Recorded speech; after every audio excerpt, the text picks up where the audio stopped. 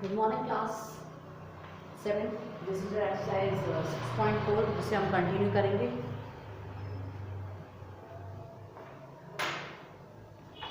So in last video हमने question number 6 तक इस एक्सरसाइज को देखा था। हम क्वेश्चन नंबर 7 से स्टार्ट करेंगे। The question number 7 is find the two numbers such that one of them encoded the other by 9 and their sum is 18। Means find two number, हमें दो नंबर फाइंड आउट करने हैं such that जिसमें से एक number जो है वो एनकोड है दूसरे नंबर से बाय 9। दो नंबर हमको फाइंड आउट करें जिसमें से एक नंबर जो है वो दूसरे नंबर से 9 टाइम्स एनकोड है और उनका सम जो है वो इक्वल है 81 के बराबर। Sum is equals to 81। So let's continue exercise 6.4। The question number 7। सबसे पहले फाइंड करना है हमें दो नंबर, तो let the two number be x. हम let the number be x मान सकते हैं। लेट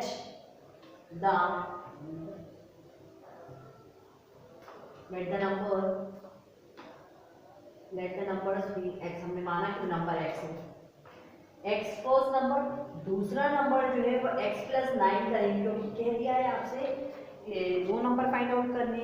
एक एक्स है, दूसरा वो बोल रहा है मतलब वन जो हमारा वन ऑफ देम उनमें से एक, इन दोनों में से कोई एक नंबर जो है वो 9 टाइम्स एनकोड है। तो एक को x मान लिया, दूसरे को x प्लस 9 मान लिया, तो इनका सम इक्वल है 81 के बराबर। तो x प्लस x ऊपर कर देंगे हम, ठीक है। x प्लस x हो गए 2x प्लस और ये 9 का 9 इज इक्वल्स टू 81। ये इज इक्वल्स टू का प्लस था, इधर आएगा तो माइनस हो जाएगा। 81 माइनस 9 कितने होंगे? 72। ठीक, हम यहाँ पर रखेंगे x। 72 divided by 2, this is 2 1 2, 2 3 6, 2 6 12। So x is equals to 36 मिल गया, मतलब हमको फर्स्ट नंबर मिल गया। 36 हमारा फर्स्ट नंबर है। First number 36। दूसरा क्या था? x प्लस 9 था, वो सेकंड नंबर था हमारा। सेकंड नंबर क्या था? उन्होंने बोला था एनकोडेड है किससे? 9 टाइम्स। तो हम यहाँ पर x की वैल्यू डालेंगे 36 प्लस 9 कितना हो जाएगा हमारा? 36 में 9 जोड़ेंगे तो 45। तो सेकंड नंबर हमारा आ गया 45। First number is 36 and second number is 45। This is your answer. ठीक है, ये हमारे फाइनल आंसर है। फर्स्ट नंबर हो गया 36, सेकंड नंबर हो गया 45। अब हम मूव करेंगे नेक्स्ट क्वेश्चन की तरफ, which is question number 8। And the question number 8 is the sum of two ages, the sum of the ages of the father and son is 75। Father और son मतलब इन दोनों की एज का सम करा गया, बाप और बेटी दोनों की एज का जब सम करा गया, जोड़ करा गया, वो आया 75 ईयर्स।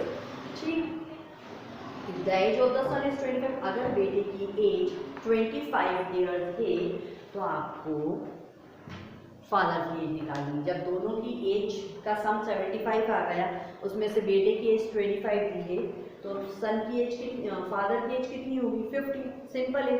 टोटल सम 75 में 25 माइनस कर देंगे हम, लेकिन इसको डायरेक्ट नहीं करेंगे, हम स्टेप बाय स्टेप करना पड़ेगा, मतलब हमें स्टेटमेंट लिखना पड़ेगा। हम लिखते हैं सबसे पहले let the father age, father की एज को हमने एक्स माना, let the father age be x.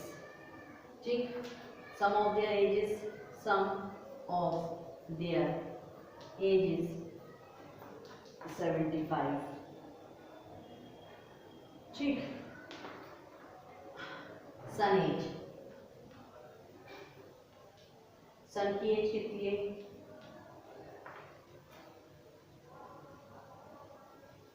25 है। अकॉर्डिंग टू क्वेश्चन क्या करेंगे हम? ठीक, यही बोल रहा है ना, अकॉर्डिंग टू क्वेश्चन। क्वेश्चन क्या बोल रहा है? क्वेश्चन ये बोल रहा है कि दोनों की जो एज है, फादर और सन की जो एज, उसका सम 75। फादर की एज क्या है? x, सन की एज क्या है 25, इन दोनों की एज का सम किसके बराबर है 75 है। एक्स अपनी जगह पे रखो, 75 अपनी जगह पे रखो, यहाँ से मैंने 25 हटाया, 25 यहाँ से हटा, प्लस में था इधर आएगा तो माइनस में हो जाएगा, कितना हो जाएगा 50 किस एक्स था, एक्स आ गया हमारा 50, एक्स माना किसको था फादर की एज को, तो फादर की एज आ गई हमारी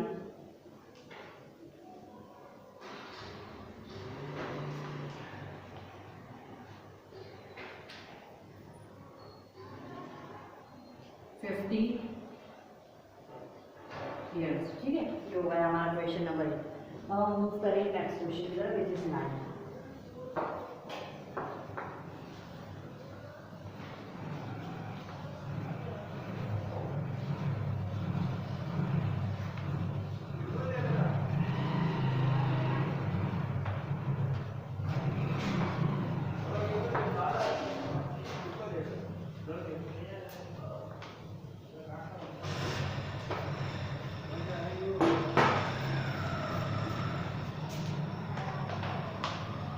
The question number 9 is Chinu father is 4 times as old as Chinu। Chinu के फादर जो है चीनू से 4 times old है, 4 गुना ज़्यादा बड़े हैं चीनू से। ठीक है, 10 साल बाद he will be just twice his daughter। 10 साल बाद वो अपनी बेटी से 3 गुना 3 times होगा, twice होगा, he will be just twice his daughter। Find their present age। हमें चीनू और चीनू के फादर की एज फाइंड आउट करनी है। 9th क्वेश्चन, सबसे पहले हम let the age of Chinu की एक्स मानेंगे। Let the Chinu age, let the Chinu's age be x। हमने माना कि Chinu की एज x है, let the Chinu age be x years, let the Chinu's father age भी 4x, क्योंकि वो अपनी बेटी से 4 टाइम्स है, ये बोल रहा है ना क्वेश्चन। 10 साल बाद क्या हुआ, आफ्टर 10 years, अब चीनू की जो भी उम्र होगी इसमें 10 साल जो है ना, ये चीनू हो गया, हो गई नॉट हो गया चीनू एज, क्योंकि डॉटर बोल रहा है, और फादर की एज जो 4x + 10 हो जाएगी।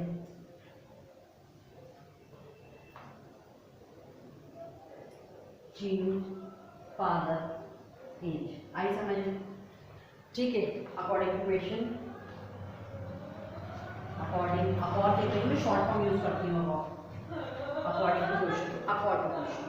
ठीक, क्वेश्चन के हिसाब से चीनू जो है वो ट्राइज हो जाती है अपने फादर की एज में, he will be just tries his daughter.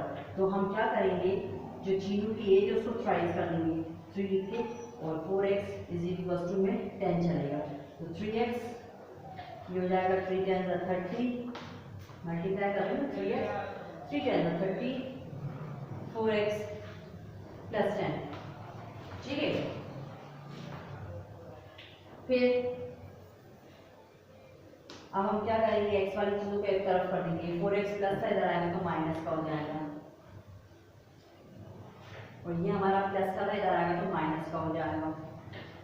तो 4 में से 3 जाएंगे तो हमारे पास बचेगा x माइनस का, बिकॉज 4 हमारा बड़ा था, और यहाँ पर 30 में से 10 जाएंगे तो बचेगा 20, वो भी माइनस का, बिकॉज 30 बड़ा था। तो यहाँ पर माइनस का जो काम है वो खत्म हो जाएगा, x = आ जाएगा 20।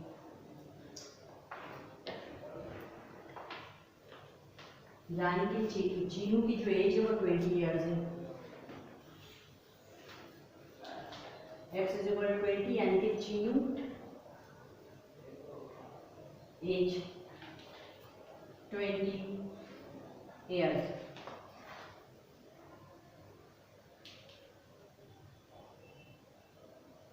चीनू फादर एज, चीनू के फादर की एज क्या मानी थी हमने, 4x मानी थी ना, तो 4x की वैल्यू आ गई 20, 4 × 2 = 8, 0 80। ठीक, चीनू जो है वो 20 साल की लड़की है, और चीनू के फादर जो है 20 ईयर्स में। ठीक है, तो ये हमारा आंसर आ गया। प्रेजेंट एज जो है वो चीन की 20 ईयर्स है, उनके फादर की 80 ईयर्स है। तो ये हमारा क्वेश्चन नंबर 9 रहा। 10th क्वेश्चन जो है वो बहुत ईजी है। Length of a rectangle thrice it's breath. Length of a rectangle जो है वो थ्राइस है उसकी ब्रेथ के। पेरीमीटर ऑफ रेक्टेंगल 96 दिया, लेंथ ऑफ ब्रेथ निकालिए, कोई दिक्कत नहीं है। लेंथ को आप, ब्रेथ को आप जो दिया है अकॉर्डिंग क्वेश्चन वो मानेंगे। पेरीमीटर ऑफ रेक्टेंगल फॉर्मूला जो होता है वो होता है 2 लेंथ प्लस ब्रेथ। तो जो आपने लेंथ मानी वो यहाँ लिखेंगे, ब्रेथ मानी वो यहाँ लिखेंगे, इन दोनों को प्लस करके 2 से मल्टीप्लाई करके जो आंसर आएगा हमारा उसको 96 से डिवाइड कर देंगे। तो क्वेश्चन नंबर 10 आप बहुत इजीली कर सकते हैं। So question number 10 is your homework, do it yourself. अब हम आते हैं क्वेश्चन नंबर 11 की तरफ। क्या है question number 11? A dealer and profit. एक डीलर है जिसने 5% प्रॉफिट कमाया। किससे कमाया? By selling a radio 740 rupees, final cost price of the radio. एक रेडियो है जिसकी कॉस्ट प्राइस हमको नहीं मालूम, वही तो हमें फाइंड आउट करनी है। एक डीलर ने 714 रुपये का रेडियो बेच दिया, सेल कर दिया। एक डीलर ने 714 रुपये का रेडियो सेल कर दिया, तो उसको 5% का प्रॉफिट हुआ। आपको बताना है कि उस रेडियो की कॉस्ट प्राइस कितनी थी। ठीक है, तो सबसे पहले कॉस्ट प्राइस को x मान लो।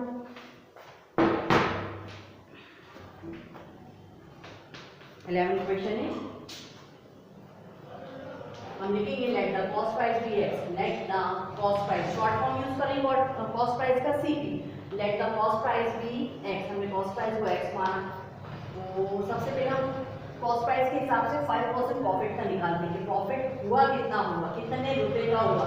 रुपए तो पता चले, हमें तो प्रॉफिट परसेंट में पता है 5% का प्रॉफिट हुआ, लेकिन कितने रुपए का हुआ वो हमें पता करना है। कोशिश करते हैं 5% ऑफ किसका? x का, मतलब कॉस्ट प्राइस का।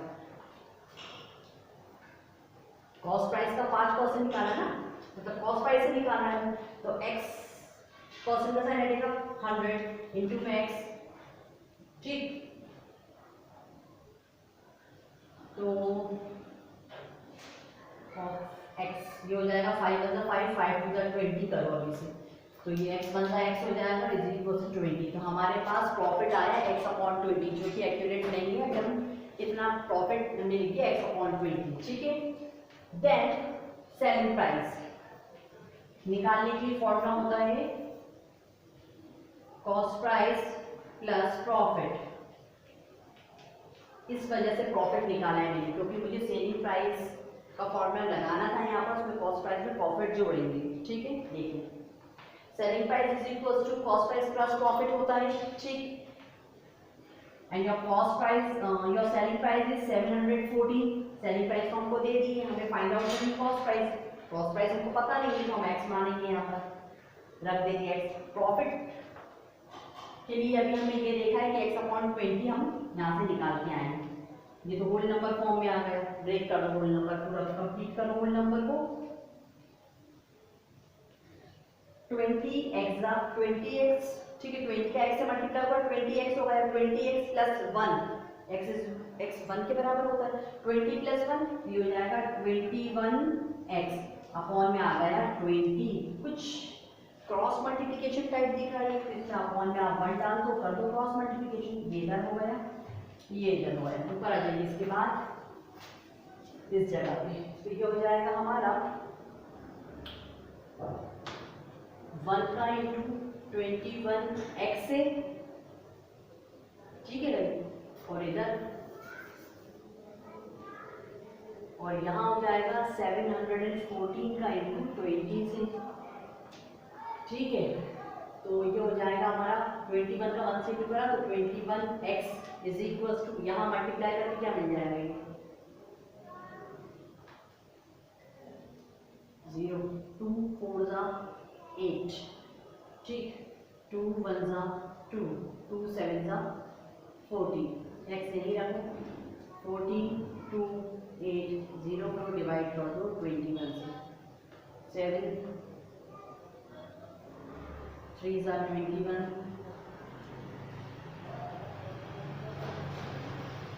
7 2 14, 7 3 7 से जाएगा ये पूरा। 7 3 21, 7 2 14, 7 4 28, 0। लेकिन हम 2 नंबर एक साथ लेंगे या 0 लगा देंगे। 7 3 सा 21, 7 2 सा 14। अब हम यहाँ पर क्या कर रहे हैं, 2 नंबर एक साथ ले रहे हैं, इसलिए हम यहाँ पर लगा देंगे 0। तो ये हो जाएगा 7 4 सा 28 और ये 0। देन 3 से ले लीजिए, 3 1 सा 3, 3 6 सा 18, यहाँ पर आ गए 2, तो ये हो जाएगा 6 3 8 सा 24, देन 0। तो x इज इक्वल टू हमको मिला 680। x हमने किसको माना था, कॉस्ट प्राइस को माना था। So cost price of radio आ गई हमारी, cost price of a radio is ₹680। एक बार इसका कैंसिलेशन देखो, शायद आपको समझ में नहीं आया। हमें मिला 14,280 डिवाइडेड बाय 21। तो मैंने सबसे पहले 7 से इसको कैंसिल करा, ठीक है। तो 7 3 सा 21 होता है, यहाँ पर हो गया 7 2 सा 14, ठीक है। फिर 7 के टाइम पर 28 आता है 4 टाइम्स पे, लेकिन 2 नंबर एक साथ ले रहा हूँ। फर्स्ट टाइम तो ले सकते हैं, उसके बाद दिक्कत आने लगेगी, इसलिए हम क्या करेंगे, 2 नंबर एक साथ लिए जा रहे हैं, इसलिए हम इसको यहाँ पर 0 लगाएंगे। तो ये हो जाएगा 7 4 सा 28, 7 4 सा 28, देन 0 कॉपी हो जाएगा यहाँ से। हमें मिला 20 40, 3 से हमने ले लिया 3 1 सा 3, 3 6 सा 18, 3 6 सा 18, यहाँ पर आ गया कैरी के 2, कैरी के 2 आ गया, तो हम इजीली कर सकते हैं, हमने खुद देख लिया कैरी के 2 आएंगे। तो ये हो जाएगा 3 8 सा 24, ये 0 यहाँ से कॉपी हो जाएगा। तो ये हमें कैंसिल आउट होगा, x is equal to 680। x किसको माना था हमने, कॉस्ट प्राइस को माना था, यानी उस रेडियो की जो कीमत थी वो थी 680 रुपीज, ठीक है, जिसको सेल करा उन्होंने 714 रुपये में, तो कॉस्ट प्राइस उनका ऐसा प्रॉफिट हुआ। This is your selling, this is your cost price. So अब हम मूव करेंगे क्वेश्चन नंबर नेक्स्ट की तरफ। क्वेश्चन नंबर 12, यहाँ भी आपको सेम यही काम करना है। क्वेश्चन 12 और 13 आपका होमवर्क रहेगा। Question number 12 and question number 13 both आपके होमवर्क रहेंगे, डू इट योरसेल्फ। अब हम मूव करेंगे नेक्स्ट क्वेश्चन की तरफ, which is question number 14. The question number 14 is the sum of the ages of father and his son is 75. If the age of the son is 25, find the age of the father.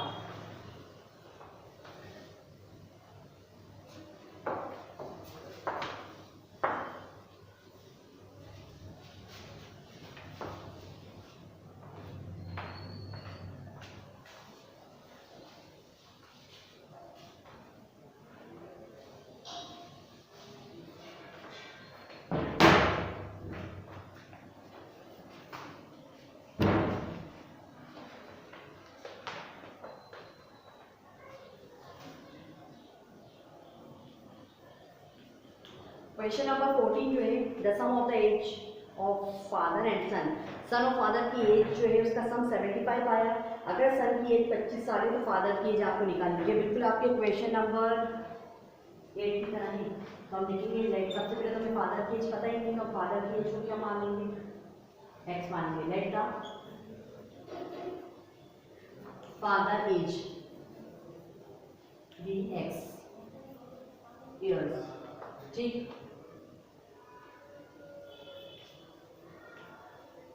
Sun age कितनी दिए, 25 years दिए। Sum of their ages, sum of their ages कितना है, 75 years. Actually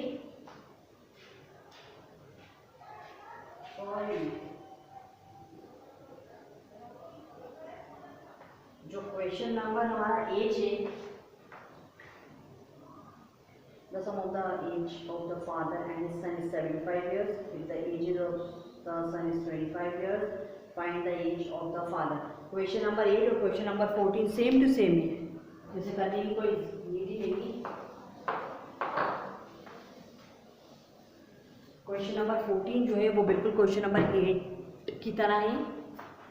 तो question number 8 is same